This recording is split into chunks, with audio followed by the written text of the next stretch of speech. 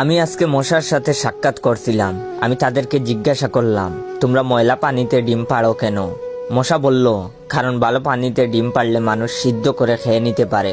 আমি তাদেরকে জিজ্ঞাসা করলাম, মশার কোয়েলে তোমরা মরো না কেন? মশা বলল, আমরা যদি মরে যাই তাহলে কোয়েলের ফ্যাক্টরি বন্ধ হয়ে যাবে। আমি আবারও তাদেরকে প্রশ্ন করলাম, তোমরা মানুষের কানের কাছে এসে জ্ঞান জ্ঞান করো কেন? মশা বলল, কারণ মানুষের পায়ের কাছে কিংবা অন্য কোথায় জ্ঞান জ্ঞান করলে মানুষ শুনতে পায় না, তাই। আমি তাদেরকে জিজ্ঞাসা করলাম, আমি শুনেছি পুরুষ মশারা নাকি রক্ত খায় না, তাহলে ওরা কি খায়?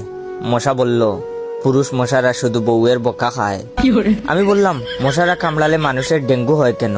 মশা বলল, মশারা কি শুধু মানুষের রক্ত নিয়েই যাবে, ওদের কিছু দিবে না। মশারা এত স্বার্থপর নয়, তাই মানুষকে ডেঙ্গু উপহার দিয়ে যায়। মশার সাথে সাক্ষাৎ করার পর আমি মশার উপর রিসার্চ করলাম।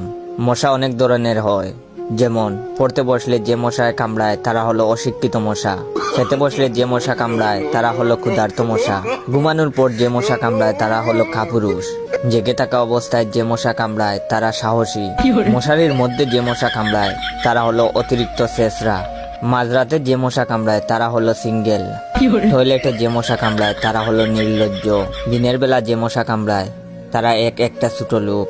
আমার এই ভিডিওটা দেখার সময় আপনাদের যেই মশাগুলো কামড়াইতেছে ওইগুলো হলো প্রতিবাদী মশা।